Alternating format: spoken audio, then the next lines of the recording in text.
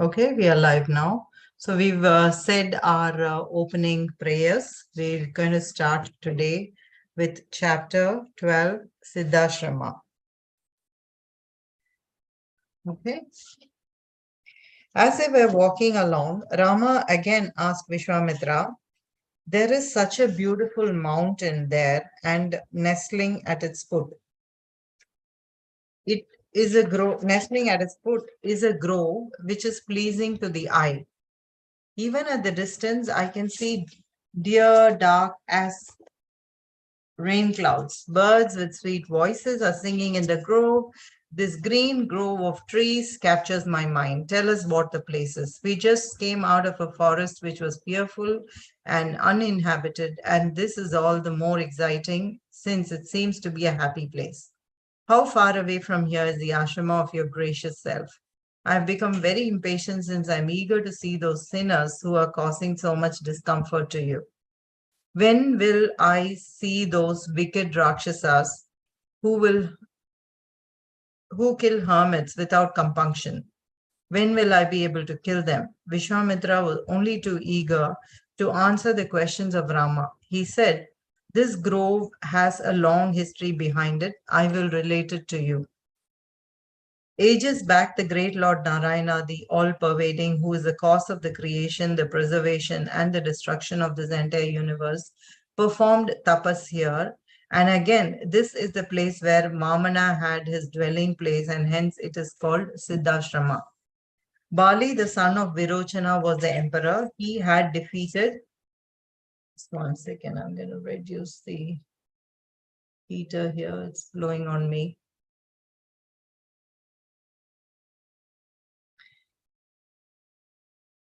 Bali, the son of Virochana, was the emperor. He had defeated all the rival Danavas, as also the Maruts and Indra too. He was famed all the world over for his prowess and for his generous nature. He once performed a yajna. The yajna was to confirm his position as the lord of the three worlds. It was in this ashrama that the devas led by Agni. 1 second, let me switch this off. Oops.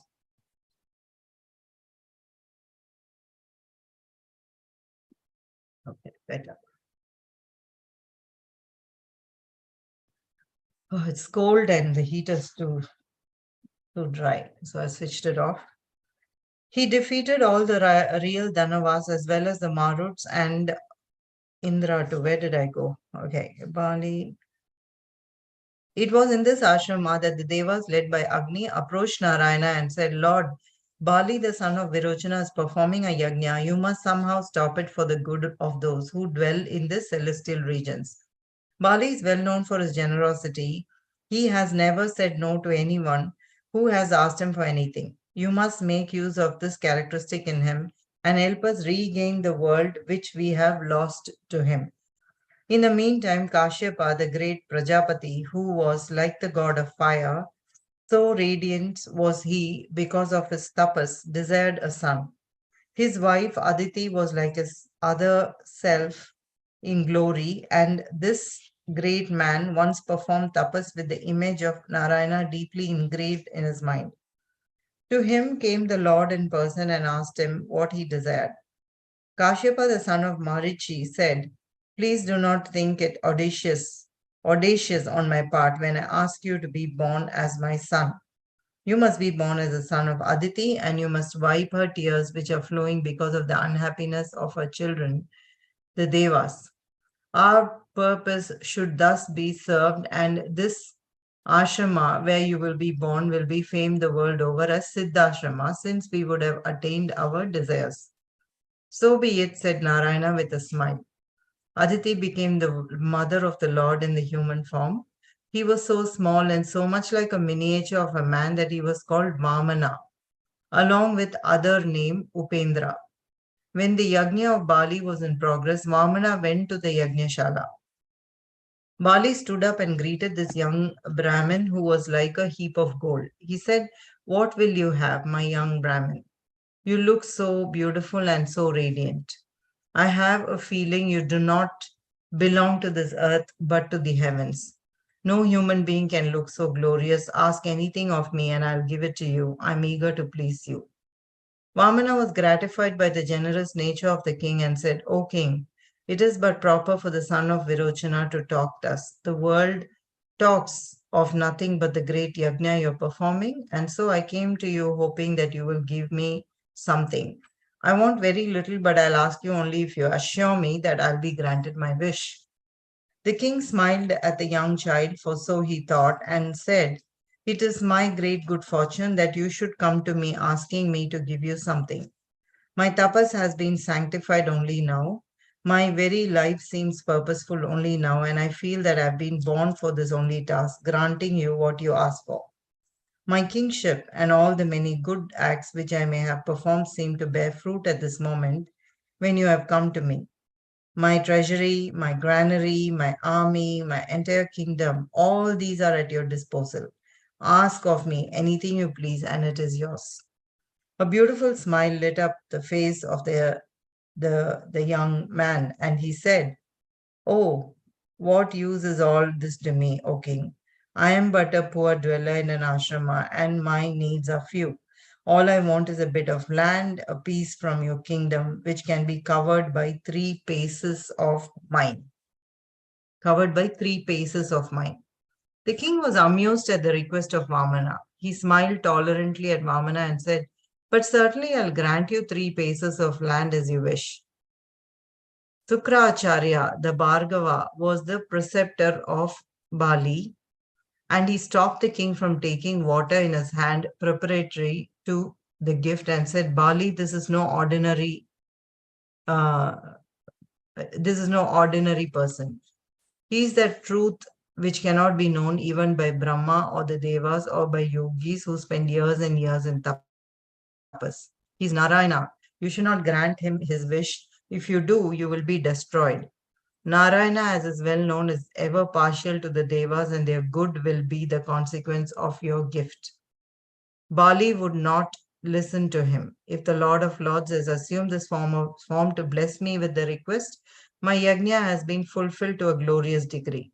What great good fortune can befall one like me, said the king, and his wife, pouring the water into the hands, he gave away 3 paces of land to the youngster who was standing with his little right hand held out to receive the gift.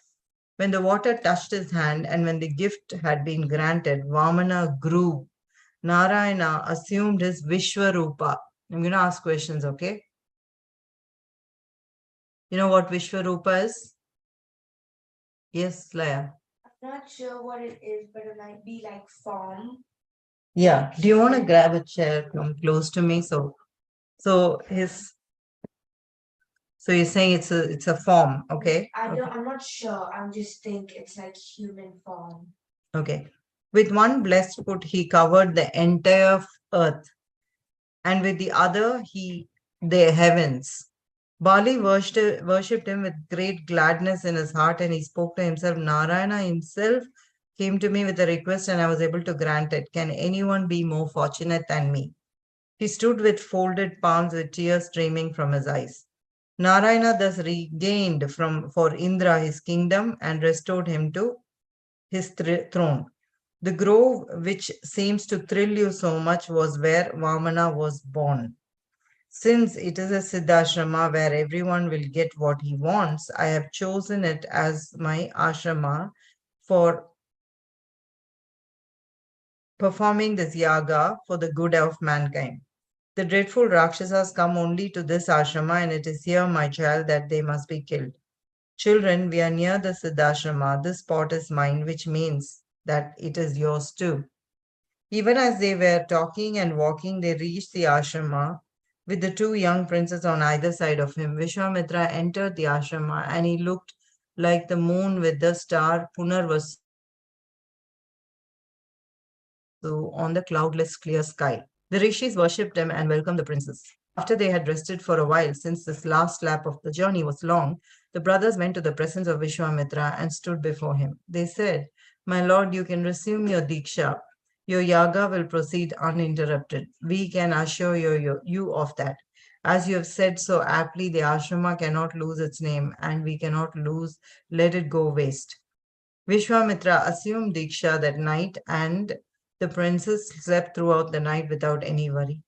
When the night had passed, they rose up early and purifying themselves, they went to the presence of Vishwamitra, who was seated on holy darbar grass after performing Agnihotra, the worship of the fire. That is the end of chapter 12. Now, who wants to quickly summarize? Surya, you want to summarize what you have learned in this lesson? Give me the important details. Surya? Yeah, like the rishi was happy that he could I grant. can't hear you. Yeah. The rishi was happy that he could grant what Vishnu asked him to. Who is the Rishi? Vishwamitra. No, Vishwamitra is telling the history of Siddhashrama because Rama is asking that this place is so beautiful. Tell me about this place. So you need to start from there. Okay. Do you remember? I remember that Vishnu came and asked, I don't think it was Vishwamitra. I think it was Narada. No. Okay. Laya is going to tell me. Come closer, Laya. Come here. Come. Yes. I think it was Bhima. Bali. Oh, right, yeah. Mm. Narada asked, Narayana. Yeah, Narayana asked Bali for 3 pieces of land, and Bali said okay. I forgot who was, but someone advised him not to do that because they knew it was Narayana, and that like his teacher, his guru. Oh yeah, his guru that advised him not to do that because he could see that was actually Narayana, and that if you do that, his whole kingdom was like fall apart. But fall apart means he loses. Yeah, like, basically he owned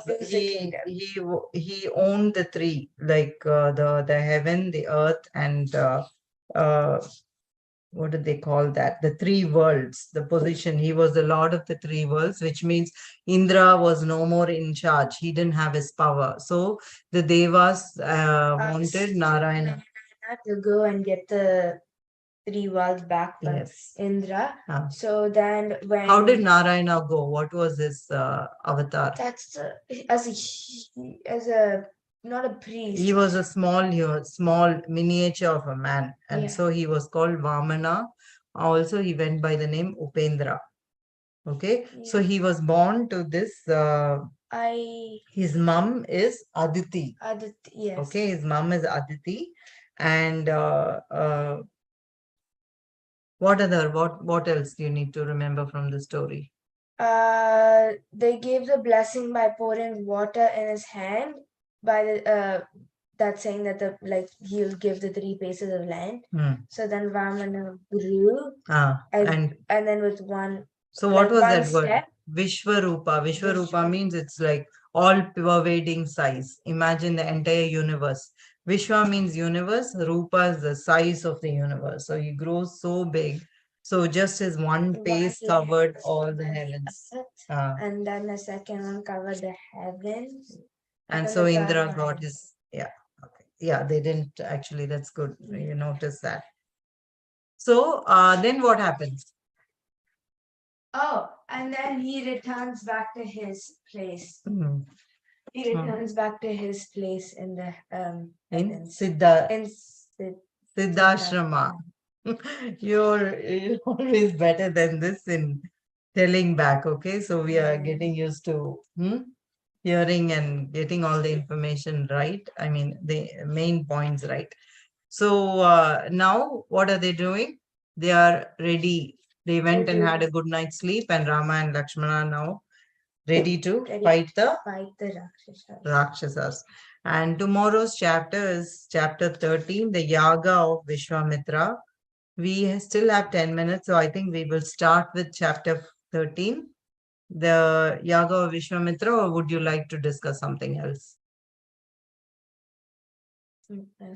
Yeah. Something else. Can we start it? You want to continue? Yes. Okay. So chapter 13 is the Yaga of Vishwamitra. The young princess went to the presence of the Rishi and asked him, "We would like to be told when the Rakshasas will make their appearance. We want to be prepared for their coming." Looking at them eager to fight with the Rakshasas and to kill them, the Rishis in the ashrama of Vishwamitra were pleased beyond measure. They spoke gently and softly. From today, the yaga will last for 6 days since he has taken up the Diksha. The great saint Vishwamitra is silent. So he's going to be silent the entire time he's doing his yaga. He has to observe the vow of silence. For 6 days and 6 nights, you will both have to be alert and guard the Yajnashala. We will do so, said Rama. The brothers took up their bows, strung them, and stood, grasping them firmly with their left hands, and with their arrows poised in the right hands, they stood alert, ready, and eager. Day and night they went round the Yagnashala, guarding it like eyelids guard the eyes from danger.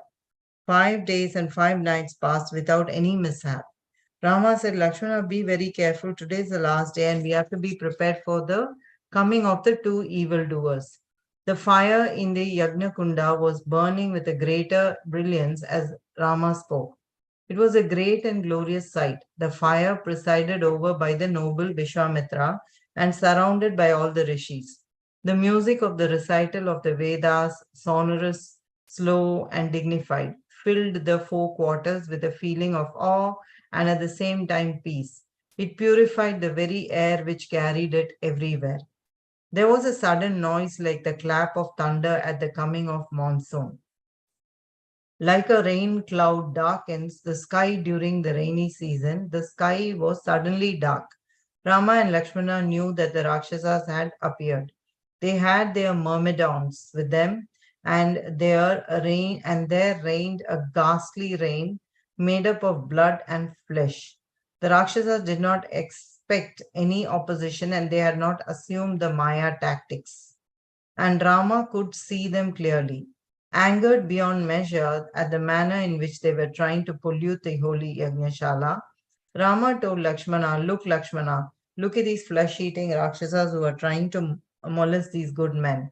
Watch me scatter them and their associates like the rain clouds will be by a fast wind. Angry with the act of the intruders, Rama took up the astra called Manavastra and aimed it at the chest of Maricha. Taken unawares, unused to opposition from anyone at any time, Maricha felt as though lightning had struck him. Before he could even think, the astra carried him to a distance of 100 yojanas. Surya, you want to tell the yojanas again? What is a yojana? 12.8 kilometers. Excellent. So 100 yojanas is 120 plus kilometers away. Yeah. And what was the name of the astra Rama used? Yes. Manavastra. Okay. So and were they in disguise or were they coming in plain sight? Yes. Plain sight because I didn't expect any opponent. Yes. So threw them into the sea, but it did not kill him. Rama said, look at this Manavastra and its power. Lakshmana, it has carried the sinner to a distance of 100 yojanas and has thrown him into the sea. But it has not killed him. This is a compassionate astra. It punishes but does not kill. The noble Vishwamitra had told us much and it is true. But I am not giving so much of latitude to the others. I will kill all of them. Rama took up the Agneyastra next, the astra presided over by fire and aimed it at the chest of Subahu, the other miscreant. Subahu fell to the ground dead. With the help of Vayuvastra, which is the astra presided by the god of wind, Rama killed the rest of the Rakshasa host.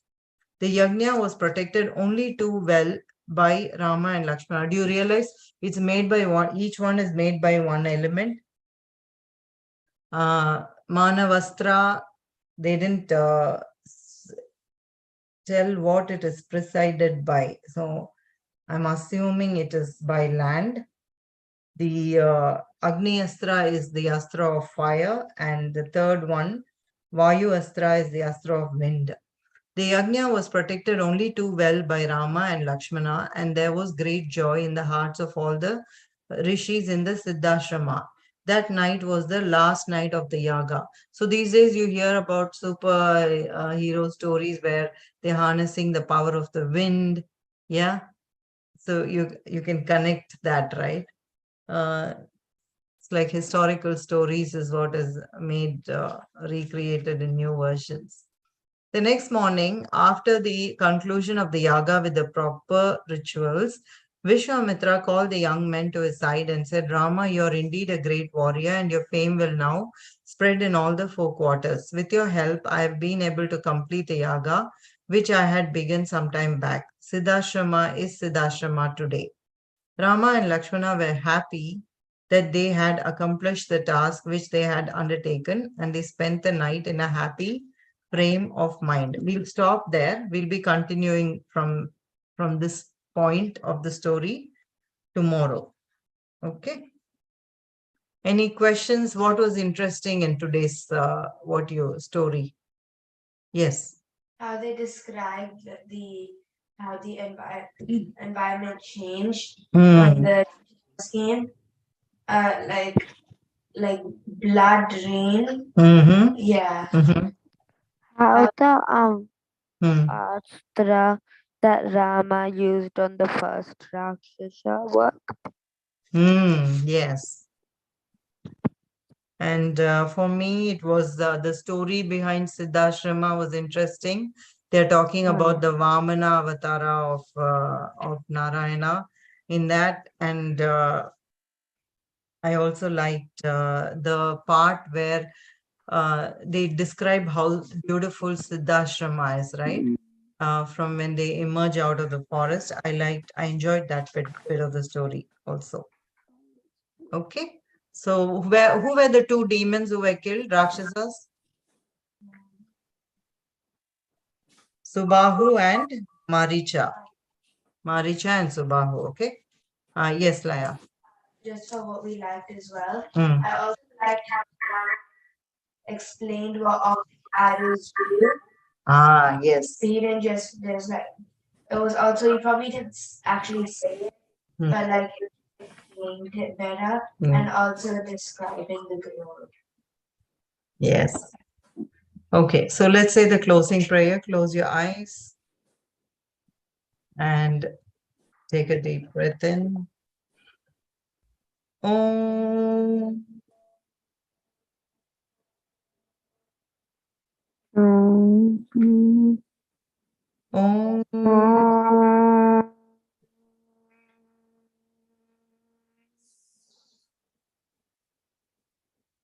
Om.